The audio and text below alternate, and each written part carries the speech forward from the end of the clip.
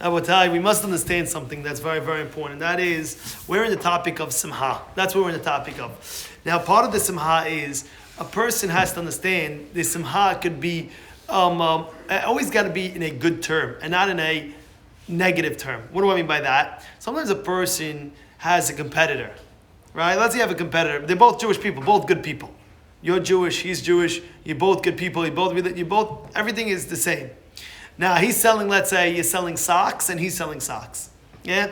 So you say, oh, something happened. Let's say during the pandemic and this, that, and he lost a big sale.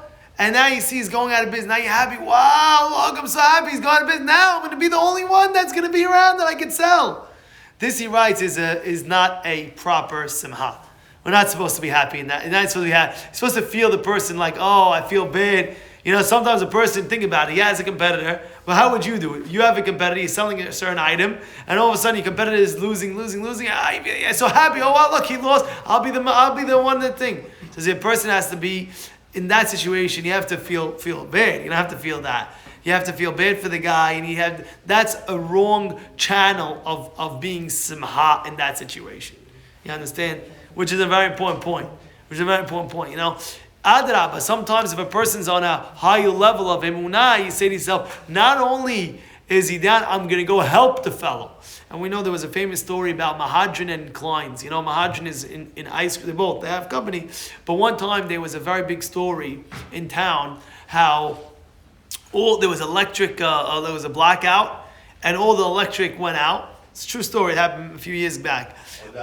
All the ice cream melted, and they had a few hours, right? Like they had a certain amount of hours. If they don't get it on the electric, all the ice cream will be a shot.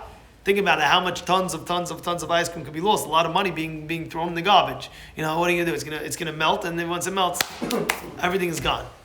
So, I forgot which company it was, but I think it was Mahadran, if I'm not mistaken, that within 5 hours got the generator working, got everything working, got the electric on, everything was on completely.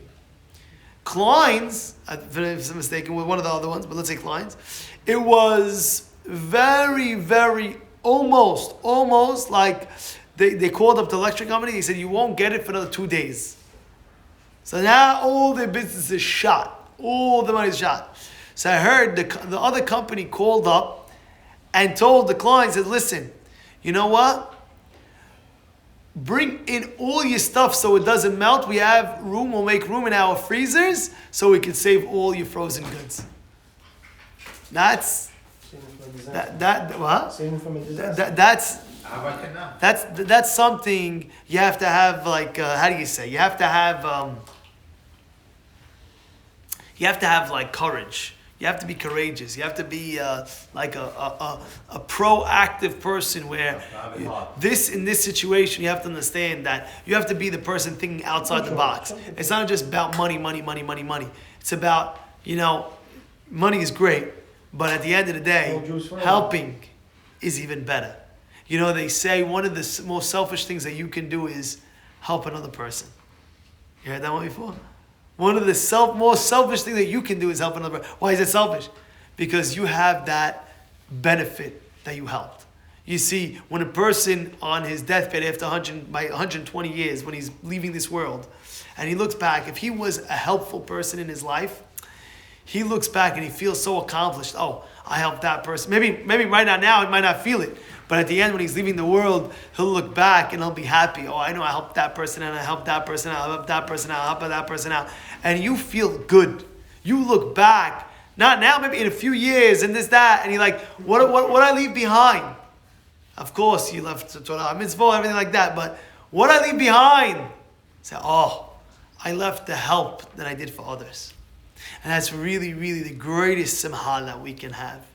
That's really the greatest simcha.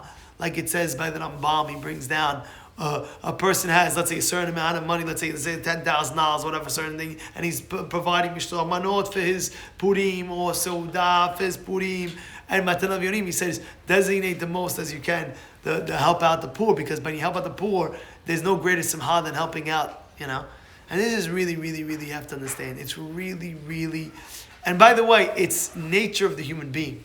It's the nature of the human being. Olam Hesed Yibaneh. Hashem created the world, Hesed. It says, we all know on three things the world stands on. Torah, Avodah, and Gimul Hasadim. So they all ask a question. What happened before the Torah was given? Torah was given by Moshe Rabbeinu's time, right? What happened before the Torah? What did the world stand on? It stands on the pillar of Hesed. Abraham ish Hesed. A Hesed is a great... There was two rabbis, the Gemara says, they were born from Eli HaKohen. And one died at the age of 60, one died at the age of 40. So they say it was a curse by Eli that they died young. So they ask, if that's the case, why did one die at the age of 60, one die at the age of 40? He said because they were both learning Torah, they both doing everything. He says the one who passed away by 60 made sure throughout his life he was always constantly doing extreme hesed on the extreme levels of hesed. You understand how important it is?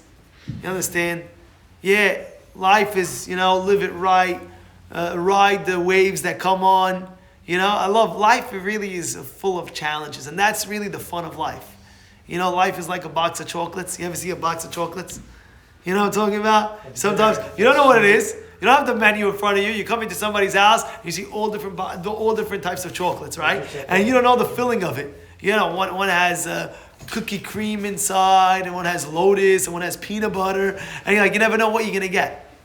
Life is a box of chocolates. You never know what you're gonna get, right? Yeah, I get this one, I get that one, I get that one. But in life, whatever comes your way, right? Take it, and don't forget. You can't, like we said, the selfish thing, the simcha is when you help others. When you help others, that's really the simcha, our pride and joy that we have.